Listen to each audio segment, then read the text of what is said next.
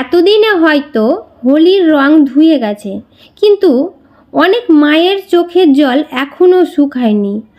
আনন্দের উৎসব হলো হোলি, কিন্তু এই আনন্দের মধ্যে কোথাও দুর্ঘটনা, কোথাও মারামারি, কোথাও বা বেপরোয়া আচরণ ঘটেই চলেছে প্রতি মুহূর্তে। আর তার ফলস্বরূপ শত শত মায়ের বুক খালি হচ্ছে প্রতি বছরই। আমরা ভুলে যাই যে ধর্ম কখনোই কিন্তু হিংসা শেখায়নি। ভগবদ গীতায় আমাদের শিখিয়েছে অহিংসা আর সংযমই হলো মানুষের সত্য ধর্ম।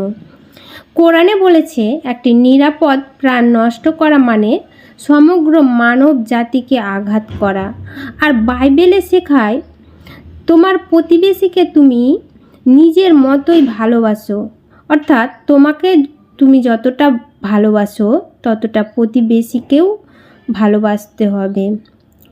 কোনো জাতি, ধর্ম, বর্ণ বলে কিছু নাই। আমাদের সকলেই মনে রাখা উচিত ঈশ্বর আমাদের এখানে একটি বিশেষ কারণে পাঠিয়েছেন, আর সেটা হলো সকলে মিলেমিশে থাকতে বলেছেন তিনি।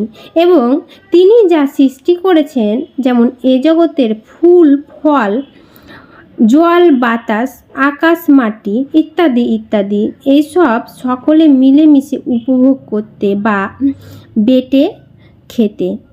কিন্তু সৃষ্টিকর্তার আদেশ কি আমরা মানি না। আমরা হয়ে উঠেছি অসভ্য বর্বরের মতো। সব সময় সব কিছু নিজের আয়ত্তে চাই, আরও চাই। আর এরই ফলস্বরূপ আজ আমরা এত অসুখী, নিজেদের মধ্যে এতই হানাহানি। তাই আসুন আজ থেকে মনে রাখি, উৎসব মানে শুধু রং খেলা নয়, হানাহানি নয়। উৎসব মানে মানবতা।